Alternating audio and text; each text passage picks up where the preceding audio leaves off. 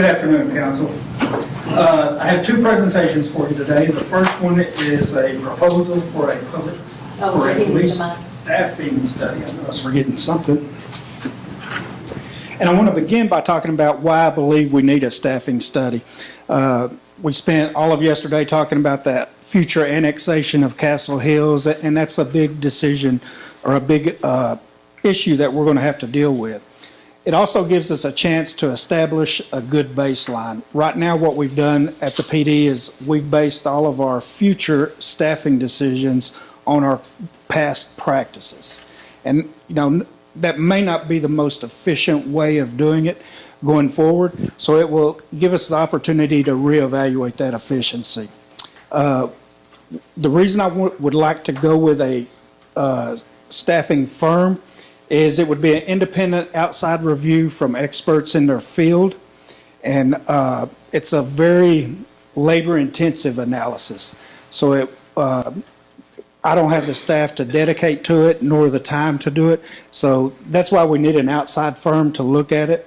And you might wonder, is there a model out there that all police departments use? You just plug in a number and it magically spits out what you need. That's unfortunately not the case. So there are 5 main staffing models that police departments use, and I'll talk about each one of them in detail. The first one is a crime trend approach that was very popular in the early 20th century, 1980s area, around there. It was very popular as well. And basically, the more crime you had, the more police you had. You needed to combat that crime. It's a very inefficient approach, and we know that crime is influenced by other factors other than the police. The next approach is the per capita approach, and that's the one that most people either know something about or at least have heard of, and that's the officer to citizen ratio or officer to population ratio. It's not recommended by the International City Managers Association. The national average is about 2.5 officers per 1,000 residents. It is a model that's used a lot by many communities because it's easy to comprehend, it's easy to apply, but it's also equally inefficient and unreliable. The next model is the minimum staffing model, and that's kind of what we have relied on historically because it's based off of past practice. Staffing is supposed to be set at a certain level, and you have hard and soft minimums, which is what we do. We have 10 officers per, or 10 minimum staffing of 10 officers per shift, except for fourth watch, which is nights and weekends, where they have a minimum staffing of 12. We allow that to drop after 2 or 3 o'clock in the morning. It's also used commonly by unions during collective bargaining agreements. The next one is the budgeted levels, and that's where the city predetermines how much they can spend on the police department for staffing. It's also a fairly common approach, but it's not based on any actual community needs, and it can be politicized, and it's predicated on an artificial number as well. The one that is recommended by the ICMA is the workload-based approach. And we started going down that path, looking at it, especially with our metrics and our dashboard. We look at patrol availability and factors like that as we begin looking at this approach. It's based on actual levels of demand. Where it has shortcomings is just where calls for service are evaluated, and that's kind of where we are right now. We're evaluating our calls for service and when patrol officers are available. But it leaves out the other operational demands of a police department. So historically at the PD, we've never had a third-party staffing consultant come in. We've worked off the minimum staffing, I mentioned that, and we've attempted to incorporate some of the workload stuff as well. So what we're asking for is a comprehensive assessment. And according to Dr. McCabe of the ICMA Center of Public Safety Management, that would be comprised of these 3 factors. It would be a comprehensive assessment of workload through calls for service and other sustained operational commitments. And it requires complex data analysis that is beyond the capacity of most police departments, and ours is one of them, and it's the most accurate and reliable predictor of police staffing levels. So what would that study look like?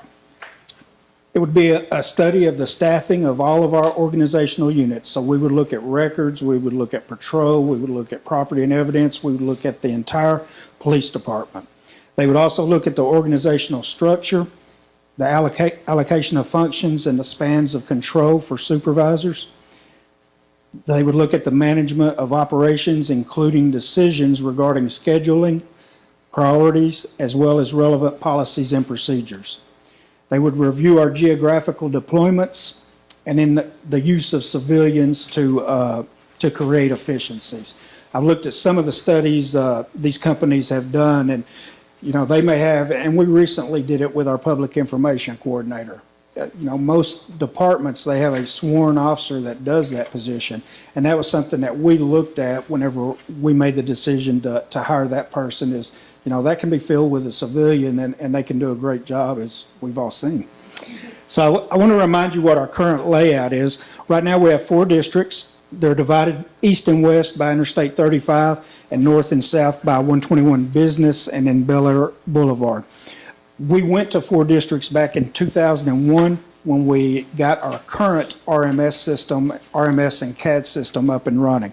So it's a logical time to look at that because we're in the process of evaluating records management systems and CAD systems right now for the RFP. And before that, we had six districts, and then we switched to 4.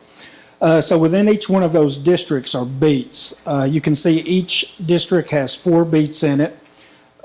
So there are 16 beats citywide. So in an ideal scenario right now, what we would do is we would staff each one of those beats with at least 1 officer, and that would provide service through the city. I can tell you that we very rarely have enough officers to staff all the beats. So the only beat we don't staff is 102. That's up there by the lake level, and the mayor's not even here today. So within each one of those beats, we have IRAs. So this happens to be the IRA for Castle Hills, which was 204. So that's out East Louisville. That's 121 business that's or the Sam Rayburn Tollway and 121 that's running there. So within that particular beat, there are 13 IRAs, and that's not set. That varies between beats. But what those IRAs do is they give us a chance to pinpoint where crimes are occurring. But what you see is as property is developed, you can see we were all out at the Realm yesterday. You can see as that starts getting developed and it becomes more dense, there will be a need to reevaluate that IRA to make sure that we're really able to pinpoint what the crimes are and where they're actually occurring. So police studies are very commonplace. There's a list on your left that are all the regional departments that have had staffing studies recently, and then some statewide departments that have also had staffing studies. So the decision points we have for you today is whether or not to conduct a staffing and geographical study, and if so, whether or not to utilize an outside firm for that. If you agree that we should, then we have identified funding in the CCPD that we would bring back to you all in a supplemental appropriation for the amount of the study. Once we did that, we would enter into a professional services agreement and begin this in March, late March or early April. And that would give us the opportunity to begin addressing any shortfalls in the upcoming budget year instead of having to wait and get it in this year's budget, and we wouldn't be able to do anything until after October or the next October. So with that, I'll take any questions you may have. So City Council, as Kevin and I talked about this, one issue I think you have facing you, certainly with the annexation of Castle Hills, are your new residents questioning police staffing levels. And I think it's important that we have a third-party answer to that question.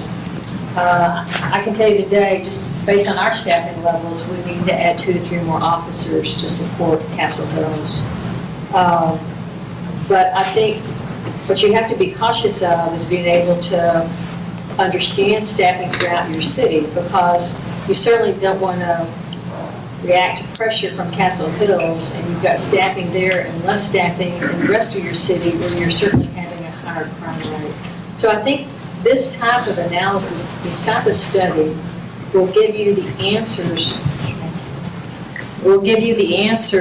to questions that I think you're going to have to face at annexation. And that really is one of the major reasons Kevin and I started talking about this. You're already seeing it just in the last couple of months on social media based on some changes in staffing under the contract. It's a difficult issue. I will tell you it's likely that we're going to be told we need to add officers, and we all know what that challenge is. It's going to be a big impact to your budget, and being able to fill those positions is going to be difficult. What I hope to find is maybe some more ability to civilianize certain positions. That will be part of their analysis. Certainly easier to hire civilians to do certain things.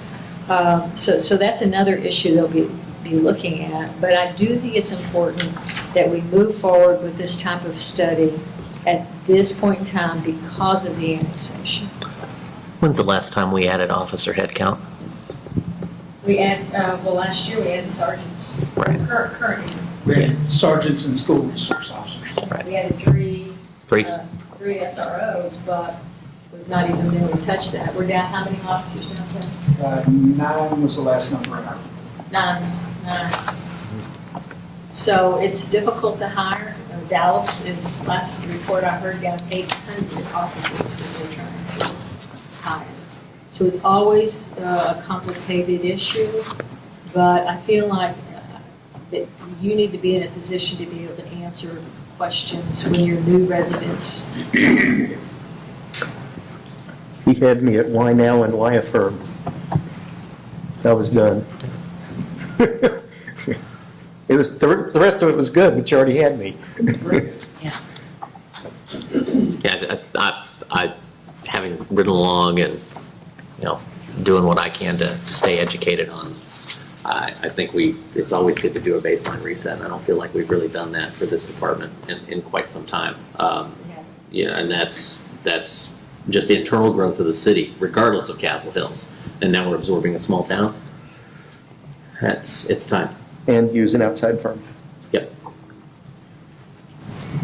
I hate spending money, but Some things are not free. that's true. No, but I think it actually, we want the police out policing, so they need somebody who does this, so it's money well spent. Nothing to add from what Brandon and everybody else has said. I agree.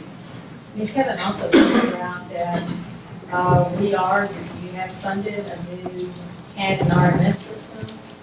Can you talk a little bit about the status of where we are on that? We were hoping to be actually implementing that system as of now. But Yeah, so we sent that out for RFP, and if you remember, we had to resend it out because the company that the one that we selected first then did a merger with some other companies, and we wanted to make sure that we were able to get what they submitted in the bid.